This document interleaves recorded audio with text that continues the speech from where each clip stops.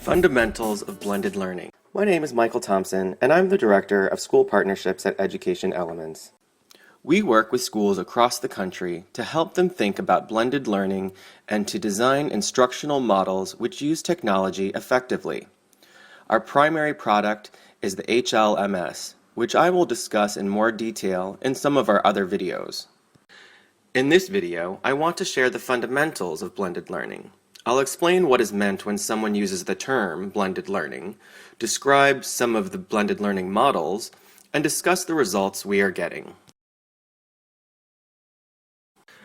What is blended learning? If you think about the traditional classroom environment on one end of the spectrum, and on the other end of the spectrum is a student learning on a computer at home, blended learning is somewhere in the middle. Now, let's ask ourselves, how do we differentiate and individualize instruction in the classroom? Frankly, students are not engaged in lecture-style instruction. We know that small group instruction, personal learning plans, guided practice, and inquiry-based teaching all lead toward a better and deeper understanding of concepts. Unfortunately, differentiation and feedback doesn't scale without technology. So blended learning is about leveraging digital content to provide students with skills and practice. Meanwhile, the teacher focuses on depth and application of concepts to teach higher order thinking skills. So what if we can create an environment where 1. Students can get individualized self-paced instruction, 2. Teachers can provide differentiated small group instruction based upon weekly or daily data, and 3. Schools can operate at a much lower cost per pupil, which will allow them to reallocate resources. This environment is blended learning. What are some of the blended learning models? Let's go back to the spectrum of learning environments.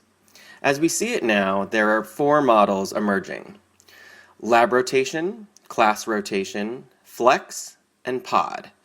I'm going to go over each of these now. Lab rotation is where students move in and out of a classroom to a computer lab. Many people seeing this model will think it looks very familiar to a traditional computer lab. However, if you look under the hood, the difference is that in a lab rotation, the data from the content in the learning lab informs the instruction in the classroom. In a class rotation model, students are broken out into smaller groups. So a class of 30 may be broken out into 4 small groups. Every 20 minutes, the groups may rotate between stations. 1 station is with the teacher. 2 stations are with the computer, and the 4th station may be guided practice. In this environment, a teacher has the ability to monitor the whole class, manage behavior, and maintain the class culture. In the flex model, the learning lab might look like a large call center with banks of computers. Around the edges of the lab might be smaller breakout rooms for classes. In this model, the students work mostly on the computers, and a teacher might pull out a group of students for seminar, intervention, or direct instruction. One of the newer models is the pod concept. Essentially, it's a school within a school, and each pod might have multiple grade levels. In this model, the role of the teacher may be redefined and broken out into discrete roles: an advisor, a behavior specialist, or an instructor to support each pod.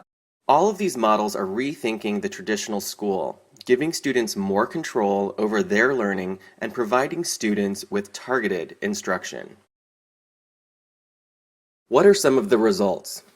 From a student perspective, students are more engaged using online content versus paper and pencil practice worksheets. They like getting real-time feedback and knowing where they stand at any time.